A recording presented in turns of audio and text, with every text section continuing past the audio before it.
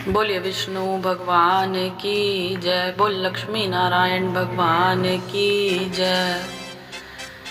हम आपको सुना रहे हैं कार्तिक महात्म और हम सुनाएंगे कार्तिक महात्म का 13वां अध्याय।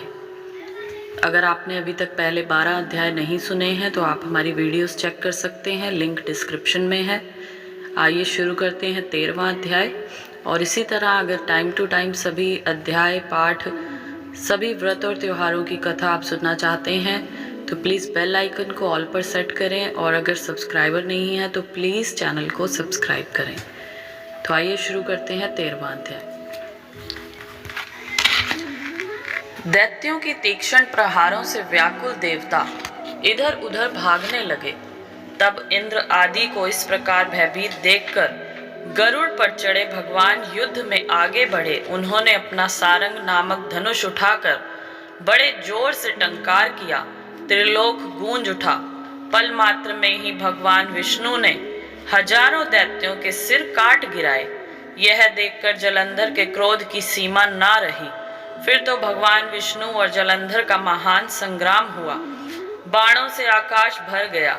लोग आश्चर्य करने लगे। भगवान विष्णु ने अपने बाणों के वेग से उस दैत्य की ध्वजा, क्षेत्र और धनुष बाण काट डाले तथा एक बाण से उसकी छाती में प्रहार किया। इससे व्यथित हो उसने अपनी प्रचंड गदा उठा गरुड़ के मस्तक पर दे मारी। गरुड़ पृथ्वी पर गिर पड़ा। साथ ही क्रोध से उस दैत्य ने अपने होंठ काटे और भगवान विष्णु की छाती में भी तीक्ष्ण बाण मारा। इसके उत्तर में भगवान विष्णु ने उसकी गदा काट दी और अपने शारंग धनुष पर बाण चढ़ाकर उसको बींधना आरंभ किया। जलंधर भी उन पर अपने पैने बाण बरसाने लगा। उस पर जलंधर ने भगवान को कई पैने बाण मारकर वैष्णव धनुष को काट दिया। धनुष कट जाने पर भगवान ने गदा ग्रहण कर ली और शीघ्र ही जलंधर को खींचकर मारी, परंतु उस अग्निवत अमोघा गदा की मार से भी वह चलायमान ना हुआ और मंदोन्मत्त हाथी के समान उसे, यानी गदा की मार को, फूल की माला ही जाना।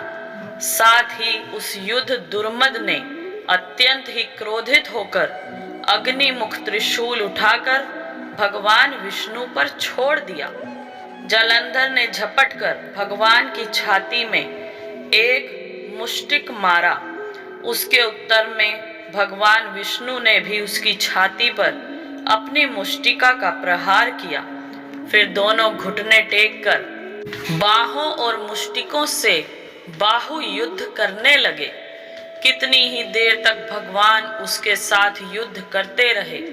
जब वह कुछ श्रमित से हो गए तब सर्वश्रेष्ठ मायावी भगवान उस दैत्य से मेघवाणी में बोले, हे रण दुर्मद दैत्य श्रेष्ठ, धन्य है जो इस महायुद्ध में इतने बड़े बड़े आयुधों से भी भयभीत ना हुआ। तेरे इस युद्ध से मैं बड़ा खुश हूँ। तू जो चाहे वर मांग, मैं अदेय वस्तु भी आज तुझे दे दूंगा। मायावी भगवान विष्णु की ऐसी वाणी सुनकर जलंधर ने कहा, हे भावुक, यदि आप मुझ पर खुश हैं तो यह वर दीजिए कि आप मेरी बहन के साथ अपने सारे कुटुंबियों सहित मेरे घर पर निवास करें। नारद जी कहते हैं, उसके ऐसे वचन सुनकर भगवान को खेद तो हुआ, किंतु उसी क्षण उन देवेश ने तथास्तु कह दिया। अब भगवान विष्णु सब देवताओं के साथ जलंधरपुर में जाकर निवास करने लगे। जलंधर अपनी बहन लक्ष्मी और देवताओं सहित भगवान को वहां पाकर बड़ा प्रसन्न हुआ। फिर तो देवताओं के पास जो रत्न आदि थे उनके स्थानों पर दैत्यों को स्थापित करके जलंधर पृथ्वी पर आया।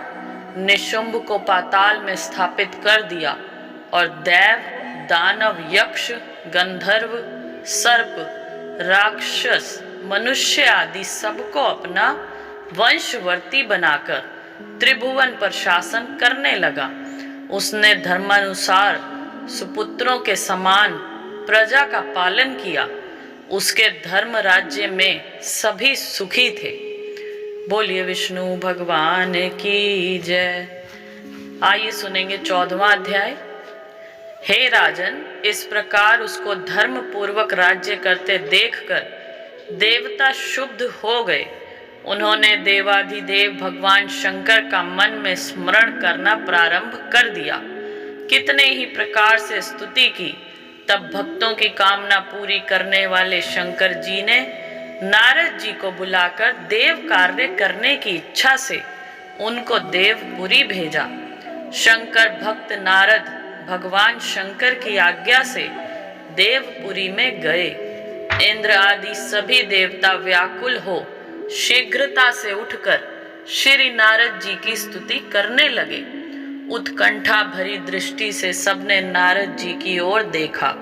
अपने सब दुखों को कहकर उन्हें नाश करने की प्रार्थना की। नारद जी ने कहा, मैं सब कुछ जानता हूँ, इसलिए अब मैं दैत्यराज जलंधर के पास जा रहा हूँ। ऐसा कह देवताओं को आश्वासन देकर श्री नारद जी जलंधर की सभा में आए। जलंधर ने नारद जी के चरणों की पूजा कर हंसते हुए कहा, हे ब्राह्मण, कहिए आप कहाँ से आ रहे हैं और कहाँ कहाँ पर आपने क्या क्या देखा, यहाँ कैसे आए हैं? मेरे योग्य जो सेवा हो उसके लिए मुझे आज्ञा दीजिए। जलंधर के इस प्रकार के वचन सुनकर नारद जी प्रसन्न होकर बोले, हे दानवराज महाबुद्धिमन जलंधर, तुम धन्य हो, क्योंकि इस समय सब रत्नों के भोक्ता एक तुम ही हो। हे दैत्य श्रेष्ठ, अब आप मेरे आगमन का कारण सुनिए, जिसके लिए मैं आज यहाँ आया हूँ। हे दैत्यराज, मैं स्वेच्छा से कैलाश पर्वत पर गया था, जहाँ 10,000 योजनों में कल्प वृक्ष का वन है। वहाँ पर मैंने सैकड़ों कामधेनुओं को घूमते देखा तथा यह भी देखा कि वह वन चिंतामणि से प्रकाशित परम दिव्य, अद्भुत और सब स्वर्णमय है। मैंने वहाँ पार्वती के साथ स्थित शंकर जी को भी देखा, जो सर्वांग सुंदर, गौरव वर्ण, त्रिनेत्र और मस्तक पर चंद्रमा धारण किए हुए हैं। यह देखकर मुझे बड़ा आश्चर्य हुआ कि इनके समान समृद्धिशाली त्रिलोक में कोई है या नहीं। हे दैत्येंद्र, उसी समय मुझे तुम्हारी भी समृद्धि का स्मरण हो आया और देखने की इच्छा से तुम्हारे पास आया हूँ। यह सुनकर जलंधर को बड़ा हर्ष हुआ। उसने नारद जी को अपनी सब समृद्धि दिखला दी। उसे देखकर देवताओं का कार्य करने में इच्छुक शिव प्रेरित नारद ने जलंधर की बड़ी प्रशंसा की और कहा, निश्चय ही तुम त्रिलोकपति होने के योग्य थे। तुम्हारे लिए ऐसा होना कोई विचित्र बात नहीं है। मैं देखता हूँ और तुम्हारे पास सब कुछ है, किसी बात की कमी नहीं है। ऐरावत, उच्च श्रवा घोड़ा, कल्प वृक्ष और कुबेर की निधि तुम्हारे पास है। मणियों और रत्नों के ढेर भी तुम्हारे पास लगे हुए हैं। ब्रह्मा जी का हंस युक्त विमान भी तुम्हारे पास है और धुतलोक, पाताल और पृथ्वी पर जितने भी रत्न आदि हैं, वह सब तुम्हारे ही तो हैं। मैं तुम्हारे इस प्रकार के रत्न ऐश्वर्य को देखकर बड़ा प्रसन्न हूँ, परंतु तुम्हारे पास कोई स्त्री रत्न नहीं है, इसलिए तुम्हारा यह सब कुछ फीका है। तुम कोई स्त्री रत्न ग्रहण करो। नारद जी के इस प्रकार के वचन सुनकर दैत्य काम से व्याकुल हो गया। उसने नारद जी को प्रणाम करके पूछा कि ऐसी स्त्री कहाँ मिलेगी जो सब रत्नों में श्रेष्ठ हो। यदि ऐसा रत्न कहीं मिले तो मैं उसे अवश्य लाऊंगा। देव ऋषि नारद बोले, ऐसा रत्न तो कैलाश पर्वत पर योगी शंकर के पास ही है। उनकी सर्वांग सुंदर पत्नी देवी पार्वती बहुत ही मनोहर है। उसके समान सुंदरी मैंने आज तक नहीं देखी। शंकर से बढ़कर समृद्धिवान दूसरा कोई नहीं है। उसके इस रत्न की महिमा तीनों लोकों में कहीं पर भी नहीं है। तभी तो परम विरक्त आत्माराम शंकर भी उसके वश में हो गए। देवऋषि नारद उस दैत्य से ऐसा कहकर अन्य कार्य करने की इच्छा से आकाश मार्ग से चले गए।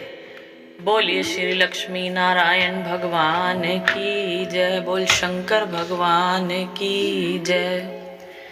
तो आगे के अध्याय सुनने के लिए प्लीज़ चैनल को सब्सक्राइब कीजिए और वीडियो को ज़्यादा से ज़्यादा शेयर कीजिए। Thank you so much. जय श्री राम।